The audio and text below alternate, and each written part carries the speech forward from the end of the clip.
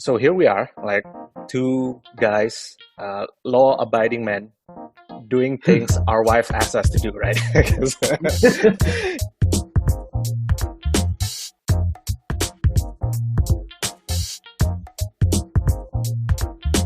Some of our friends used to beatbox, so we'd spit rhymes, as they say.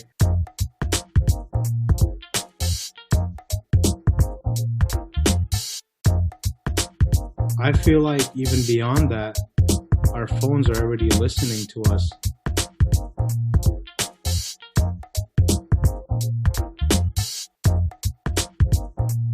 Big Brother's watching that.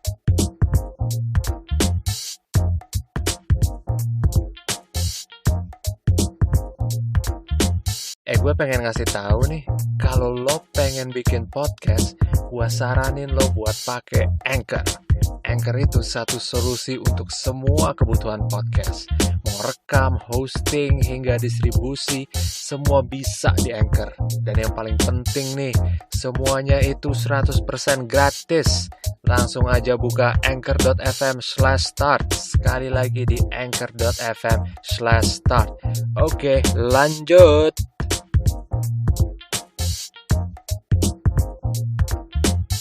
In 5, 4, 3, 2, 1.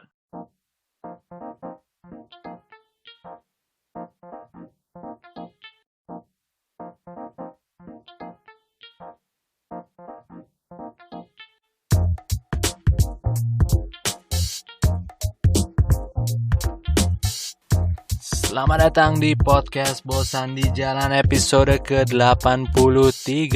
Direkam pada hari Selasa yang cerah.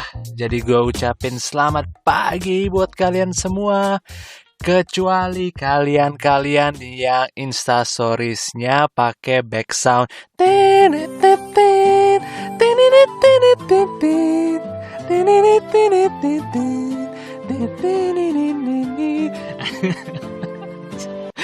Itu lagu apa sih, sumpah? Apa itu? Kok kayaknya sangat familiar gitu, cuma gue nggak bisa pinpoint itu lagu apa gitu. Setiap ada lagu itu yang gue bayangin cuma masak-masak dan aroma masakan khas Indonesia. Jadi yang dengerin gue kayak, gue pikir lu sukanya komedi yang cerdas, Ram. Ternyata konten Instastories kayak gitu aja lo ketawa. Ya iyalah, ketawa, itu orang lucu gitu. Sejak kapan komedi itu harus cerdas gitu? Komedi itu lucu kan? Hari ini gue seneng banget karena obrolan hari ini gue ditemenin sama Leo, all the way from New York City. Dia adalah seorang rapper yang juga seorang mahasiswa kedokteran, bisa dibilang di sana. Dia baru aja ngerilis single terbarunya, judulnya Make It Through. Kita ngobrol dikit tentang itu dan obrolannya sebenarnya cukup panjang, tapi akhirnya gue potong untuk beberapa part karena gue sudah belajar dari Bapak Deddy Corbuzier. Konten itu kalau panjang mending dipotong-potong gitu. Karena kita nggak akan pernah tahu kapan kita akan stuck dan kita butuh konten gitu ya. Dan yang bikin gue seneng lagi adalah ini pertama kalinya gue rekaman dan ngobrol pakai bahasa Inggris. Karena doi bukan orang Indo ya. Jadi kita lihat aja ya, apakah bahasa Inggris gua bakal dicerca netizen gitu, karena anak-anak Jaksel pasti akan mengkritik how I speak English because that is not the correct grammar ya. Lo tuh les di mana sih kok grammar lo kok jelek gitu. Gua lu tau bahasa Inggris cowboy nggak sih? Kayak ya udah lu tembak aja gitu. nggak ada grammar, nggak ada tata bahasa, yang penting orang ngerti lah sama lo gitu. Kayak itu bahasa kayak apa sih? Kayak gue nggak tahu. Ya jadi bakal ada beberapa episode sama Leo. Kita obrolannya macam-macam ya, bahkan sampai ngalor ngidul teori konspirasi dan hal nggak jelas lainnya, tapi cukup seru karena memang ternyata asiknya podcast ngobrol tuh kayak gini ya, berasa memang punya teman gitu. Kalau ngoceh sendiri kan lu berasa kayak fucking loner gitu ya, yang nggak punya temen, dan setidaknya di 1 jam dan 2 jam kebersamaan gue bersama narasumber, gue merasa punya teman di situ. Anyway, kalau kalian suka sama episode hari ini, let me know di Twitter atau DM gue atau email gue di podcastbosandijalan@gmail.com. Sekali lagi di podcastbosandijalan@gmail.com. So enjoy this one.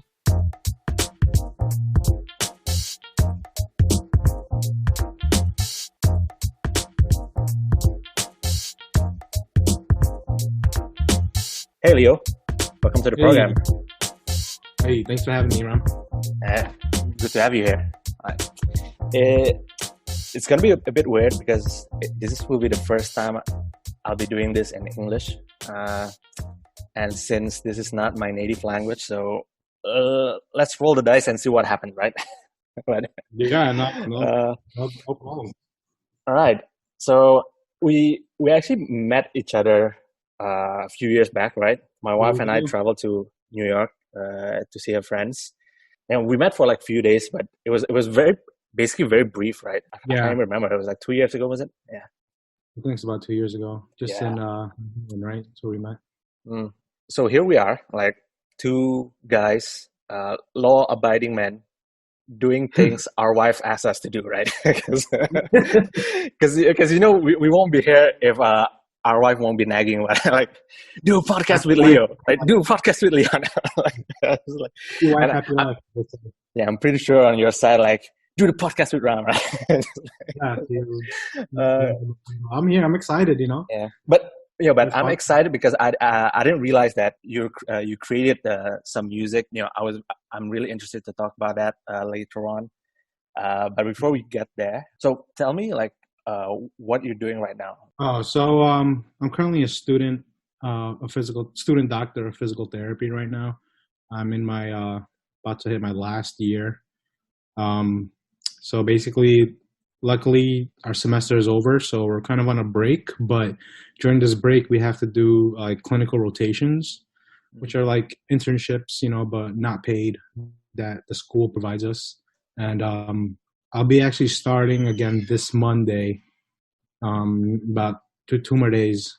I'll be going back into the field to help treat patients who have like injuries, you know, and it can range from many types of injuries, from like ankle injuries or just shoulder injuries to even like someone who had a stroke or has some sort of like neurological disease. But other than that, that's the only thing I'm really looking forward to. In the meantime, you know, New York is kind of been quiet, but we're starting to what's called reopen because of the lockdown and the quarantine. So things are starting to pick up again, and we're kind of heading back to normalcy. I get the physical therapy part of it, but when you say like student doctor, right? Are you talking about like medical school, or is that like you've done medical school and you've carried on to? I know, you mentioned internship, right? I mean, my medical knowledge is only based on a few inaccurate TV shows, right? Like Scrubs. So all I know is just internship, residency, and then you ended up being like an actual doctor or something like. So how does it actually work in real life? Like, so where does that student doctor like? Yeah, so a student doctor can be anyone who is basically in school pursuing the title doctor before their name. And the thing is, someone like a medical doctor is a doctor of medicine. They're the ones who can help prescribe medicine to, you know, people. It's like what you usually go for, like when you go for a checkup, that's a medical doctor. But then they have like doctors for other fields, such as like physical therapy. You know, like we specialize in movement and certain types of injuries. So let's say you have, you know, shoulder and neck pain, for example. You would go to your doctor and tell your doctor, you know, I have shoulder and neck pain. But, you know, the doctor can prescribe you like some sort of medicine, some sort of pain reliever to just help treat the pain. But then they would refer you to a specialist, which is a physical therapist. So we specialize in certain types of injuries and what's called rehabilitation to help people get back pain-free. Is this the same thing? Like when you say physical therapy, and physiotherapy, is that the same thing, or is Oh, that yeah. like? So in America, they call it physical therapy, but I believe in places like in Asia and Europe, they call it physiotherapist. But it's pretty much the same. I know the term physiotherapy from football because I do watch a lot of football, British football. Not American football, yeah, right? soccer, right? You call it soccer. I mean, like, yeah, I know. But We have because in football you have like physios and all that, and I play a lot of those games as well. So I do realize that these type of like profession are needed in sports, right? So is that like the type of career trajectory that you're hoping to, like, maybe you want to be part of like a sports team, to be part of their physio team, or are you more onto the kind of general medical path where you practice on like clinics and stuff? So at first, like myself and like a bunch of my other classmates, most likely heavily favored sports physical therapy, because that's kind of like big name, and sounds like such a great gig. But then as like we get into our coursework and learning from our professors about going to the sports physical therapy, we find out that it's a little actually harder to get into. It's a very specific field, especially if you want to deal with big name sport teams. It's not that easy to get into. But throughout my coursework as well, I kind of found more of a passion in, like what you said, like the general medical type of field. Like I am more interested in working in the hospital, basically helping people who had like a stroke or some sort of brain injury or spinal cord injury, trying to get them to walk again, or teaching them how to go up the stairs again. You'd be surprised, like seeing how hard it is, like I'm sure you've probably even seen some older people in your lives who have trouble going up the stairs, or even start losing balance when they start walking, and like that's what physical therapists are for, to help restore those type of cases. Very interesting. And what's interesting, that what you're studying right now, it seems very complicated from people from the outside, like from myself. And what's even more interesting is that the fact that whilst you're trying to complete this study, you're also creating music, right?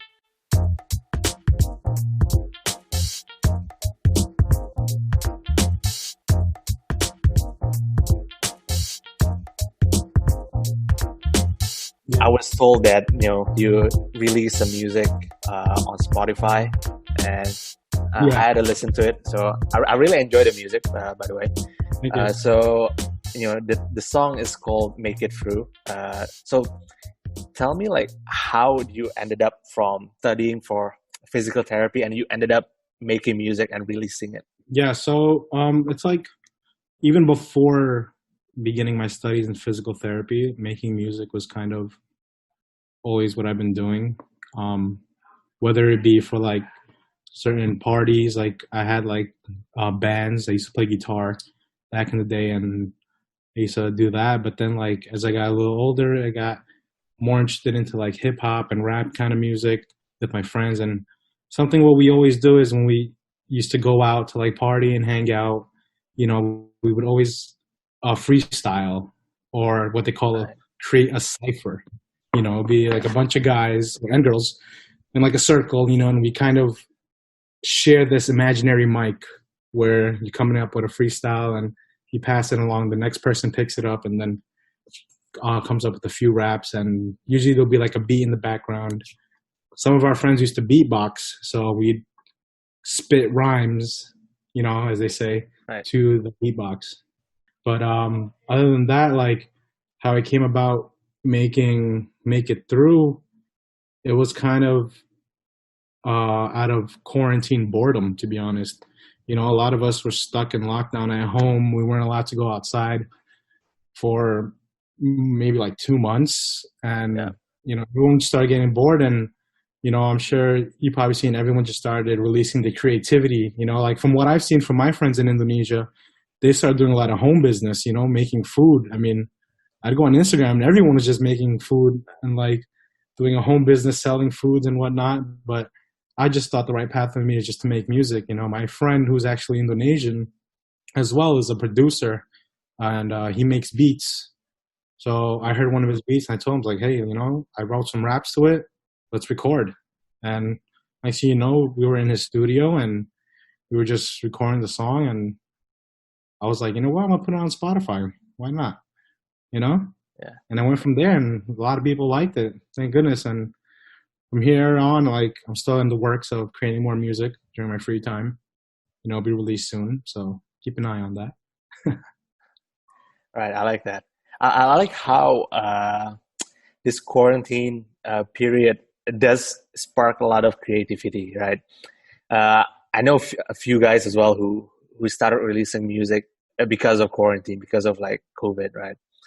And so, and I guess like I'm interested on like when you said you just released it to Spotify, just like that, right? Because you feel like it. So it's not hard to release music to this like streaming platform, right? You don't actually have to have a label, right? Is it just as simple as like you upload things on the internet? You do have a label, but honestly, I still don't really know how it works. Like, there's a website that I used called distrokid.com, and basically they have different, you know, plans and options that you can use where you just pay. I pay like $20 a year. I don't know how much that is in rupiah, but $20 a year, and which is not too bad. And I can keep my song on Spotify, you know, and basically I'm able to get 100% royalty from whatever money I can make off Spotify. But it wasn't that hard. I just simply Googled, you know, like how to put music on Spotify. And then I found out how you did it. And I was like, that's pretty cool. See, I like that mentality, right? So you want to put music on Spotify, you Google it, right? Like, I'm pretty sure some people wouldn't know how to Google it because they would be asking around, like, how do you put music on Spotify? It's tough, you know, like you have to make sure that any of your work is not like already made up, you know, like it's right. You basically own this and you copyright it, and you got to make sure you're not stealing anyone else's work. So like we started off with the beat by my friend who made the beat, you know, luckily he made it and he didn't sample, like take a piece of the beat from another beat, but he made this purely from scratch on his own. So that's his work. And then same with my lyrics. It was 100% my lyrics, you know, I didn't have anyone else write for it or anything. So that's the problem. Like some people think it's easy to just put music up and get paid for it. And then next thing you know, you realize you're getting sued for stealing someone else's work. And yeah, exactly. Bummer. I mean, it's interesting that you mentioned about sampling, right? Because that's always been like the conversation when it comes to copyright and, you know, creative rights. Because, you know, artists samples other artists. That is the norm, right? But right. Where is that line where, you know, sampling is okay and then, or you're actually taking too much from this artist? So is that like an actual line? I don't know too much of the specifics actually, because, you know, maybe I will one day when I get on the radio. But from what I've heard and from other people, it's these artists would pay for like some of the samples, you know, they pay for it. Okay. Yeah. And how it works is sometimes it could be a one-time fee, or sometimes it could be like you pay me every time your song is streamed 100,000 times, or like, you know, 750,000 times.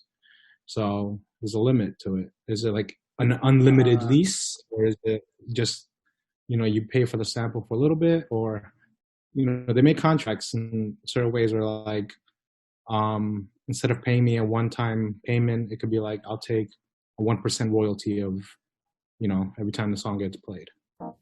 Something like that. It's kind of interesting. I mean, it's just different ways of. Yeah, that's very.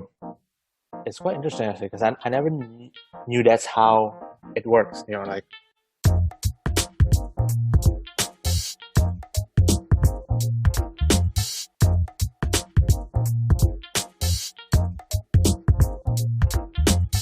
I guess it makes sense, right? Because if you want to sample someone's work, you at least have to contact them and say like, "Hey, can I sample your music?" Right? Because I mean, it's so obvious now that you explain it. Because like, I'm so used to be in a place where everyone just takes everyone's work without asking, right? So This thing, I don't know how it is in Indonesia, but like here in America, we're like the #1 country for suing.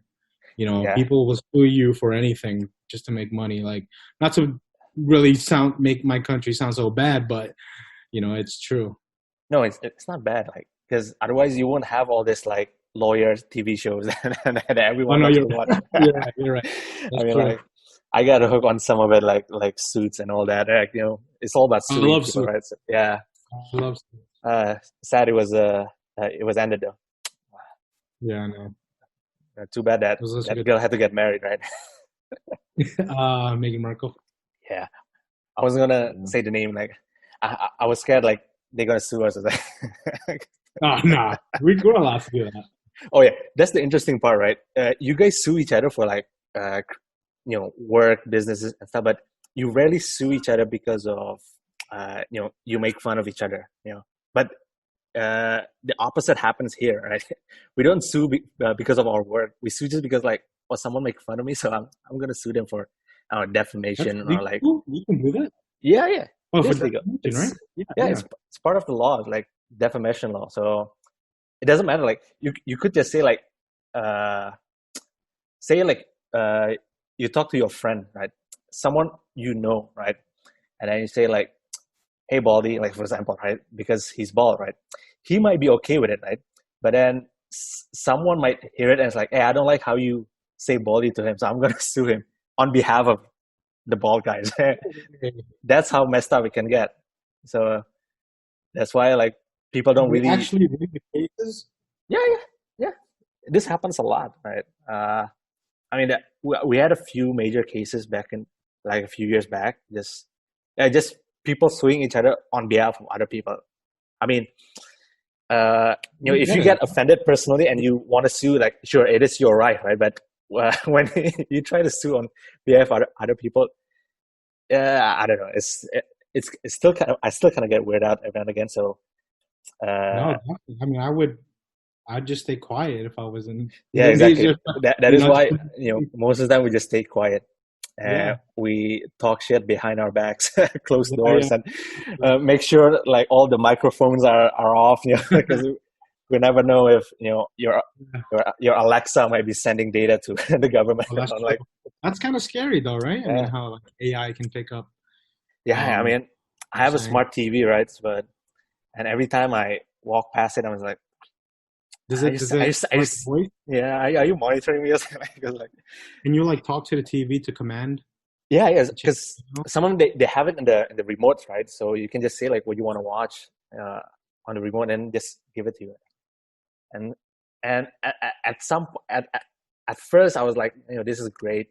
This is so easy to use, and then now coming into it with all the things that are happening over here, like you start thinking like, how much like technology do I need? Like, I mean, I can just type, right? I don't need this voice command to do everything. Like, come on, at least I'm safe from all the monitoring from Big Brother and all that.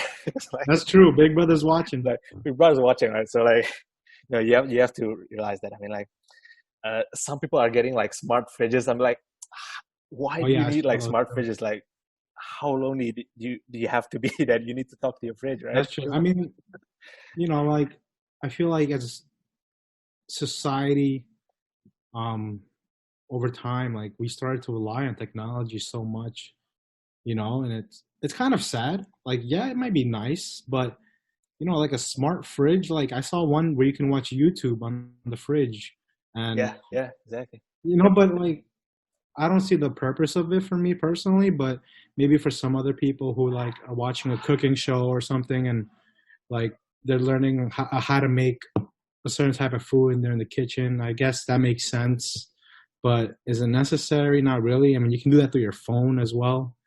Yeah, exactly. Exactly. I mean, like, just trying to make life way too much easier, and it's not for me though. How technology comes to our life is that they do it like gradually, so you didn't realize it until you get really hooked on it, right? So, I mean, as simple as like, let's say Netflix, right? Or YouTube, in more general. When YouTube started like existing, it was basically just like videos, channels that you subscribe, right? And then whatever they upload, it appear on your homepage. And then they started moving into trending, right? And then and now it's all about recommendation, like things that you might like. So so they basically like collect data, right, from our preference, the things that we watch, you know, how often we watch it, and then they're getting more accurate by the day, right? Because now I don't rely on my subscription on trending. Basically anything on the homepage, I will definitely watch it because they know me so well that, you know, whatever I never thought of it, but you're right. Yeah, right. Because I remember like when I started watching YouTube, I don't know, millennials ago, right? And it was like, I don't know, 2010, I guess, 11. And okay, I started like subscribing to channels, right? Like, I don't know if you remember like things like Smosh or Wong Fu Production, for example. These are like old YouTube guys, right? And you know, I would go on YouTube and I'll see them. They would have uploaded a new video, and I would watch it. Right? That will appear in my homepage. But now, I rarely see Wong Fu anymore, even though I subscribe to them. But instead, I'll be getting all these like new videos from different channels that I don't subscribe. But because the genre or the type of videos are similar to what I've watched previously, they just put it out there, and they know that I will click because I was like, oh, something similar. I might check this out. I don't know if you've experienced this, but I feel like even beyond that, our phones are already listening to us. You know, this is not really like a conspiracy theory. Like I've seen it personally. My friends have encountered this as well. Like, you know, one day we're just talking about, out of nowhere, like we're talking about, for example, let's say, what do you call it? Gojek, right? Yeah. Like I'm introducing to my friend Gojek. I've never said the word Gojek ever to him. He never knew what it was, but I'm just talking about Gojek and I'm talking about what it is, you know? And then the next thing I know, I'm on my Instagram or I'm on Facebook and I'm seeing these ads for, you know, like stuff related to Gojek, or it might be even Gojek itself. And it's kind of scary how that works. Yeah. You know? I think I've heard I don't know if you've experienced that. Some people experiencing that, like just as simple as like, for example, they might be talking about like, hey, maybe I might get something later today, like, and whatever that product is, it'll just appear on everywhere on your recommendation, right? Yeah. You know, next level smart search. Yeah. Yeah. This is the kind of thing that like, I don't know, like it's a big thing in you want to say like the West, right? In Europe or in the US, like privacy laws, right? Like how much information can like the government can get from us, right? So that's why you guys have all that, I don't know, like Senate hearing, like with Facebook and Google. Yeah. You know, that's why that was big. Mark Zuckerberg, the lizard guy, came to Congress and started drinking water like a robot. Like I really that was funny. I remember that. It was really weird. Like why do you drink like that? It's like just drink like a normal human being, please. I remember that. Yeah, but here in Asia, like especially in like China, like people don't really care. Like I know like it's a different set of government, like how they run it, but even from the people itself, right? Like Chinese users, they don't really care about privacy laws. You know, they just care about like, oh, it's a new technology, let me opt into it right away. So that's why they're really hooked into like, you know, whatever new app or new service that's been introduced there in that country, right? And it kind of a blessing in disguise, if you want to call it, because you know when Corona happened and you know it spread everywhere around China, the fact that the government had a lot of data on them helped kind of quickly control the disease, right? And you know, so that gives you two different perspectives, because like before Corona, you know, all I can think of is like, you know, privacy laws, you know, I have rights and everything, but now because of like the pandemic and COVID, now you start thinking like, yeah, sure, maybe like in these cases, sure, have my data, you know, if having my data means that I would know which people around me have COVID, or which area should I avoid, then sure, why not? I mean, like that happened in South Korea, right? Because they have the government have all like the people's data, and they can like basically trace anywhere. Like if you have like a COVID patient, and this person go to the subway, then go to the store at a certain time, and then it alerts everyone who were in that vicinity at that same time. So for example, like he would take the train at 9 a.m. So whoever in that train at 9 a.m. would be getting a notification. How did you know that? Because of phone data, because you would have your phone on at 9 a.m. and either they post it, or at least the cellular data tag it as they're in the train, right? And and then that helps South Korea a lot, obviously, because they handle the case as well. So that gives like a two different conundrum where like, should we give privacy laws? because like here the way it worked, it's like if you let's say you went to go get tested and you're positive, you would have to tell like the hospital or whatever, who you were around. All the phone numbers and whatnot, and basically the hospital will shoot them a text message, telling them like, hey, someone you were around was tested positive for coronavirus and whatnot. But yeah, I mean, for me personally, I'm for that kind of system. I don't mind it. Like I had nothing to hide. Yep. Yeah, I mean, that's always the argument, right? When government trying to get your data, so it's like, hey, if you have nothing to hide, you have nothing to worry, right? But then again, you'll never know, because Big Brother and all that.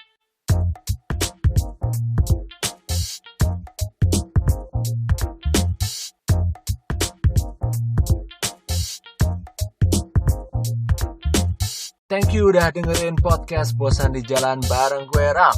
Gua mau ngucapin terima kasih sama Craving For yang udah support gue di podcast ini. Craving For is the taste you'll never forget, the sin you'll never regret. Mereka ini punya koleksi dessert box beragam yang pastinya bakal bikin kamu ketagihan. Ada coklat mousse cake, tiramisu, dan personal favorite gua nih, cinnamon rolls. Jadi, buruan aja cek Instagram mereka di @cravingfor.id, sekali lagi di @cravingfor.id. DM mereka untuk pemesanan. Craving For, the taste you'll never forget, the sin you'll never regret.